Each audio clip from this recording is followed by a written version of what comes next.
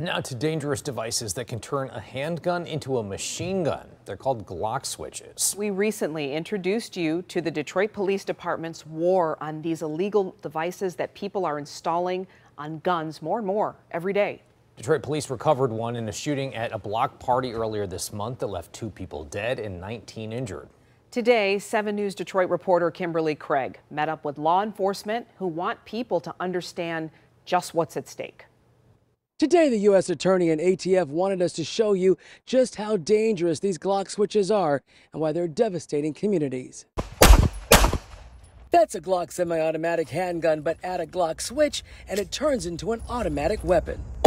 It only stops when you take your finger off that trigger or you run out of ammunition. This device that looks basically like a Lego under federal law is a machine gun, and you could face a penalty up to 10 years in prison for the sheer possession of this device alone. Today, Dawn Eisen, U.S. Attorney for the Eastern District of Michigan, joined ATF agents specially trained in the use of firearms to show the dangers of these switches that are not made by Glock, but used on them in an increasing number of violent crimes in Detroit and across the country.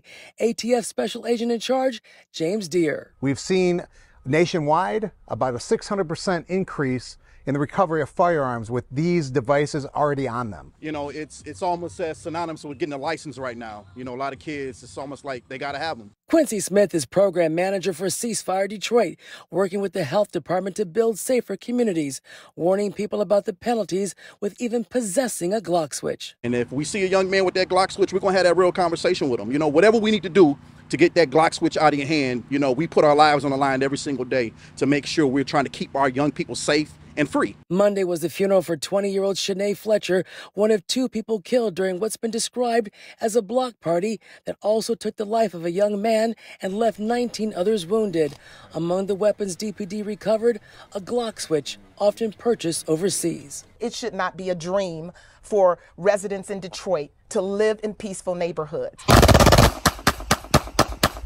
What we're seeing is whoever they're aiming at is not the intended target, because they can't control them. If you have one, you're urged to contact ATF and surrender it. No penalty or questions asked. But if you're caught with it, that's a whole different ballgame. There's just no place to have that on the streets of America. There is no reason other than to inflict more violence, and we won't tolerate that. Kimberly Craig, 7 News Detroit. Thank you, Kim.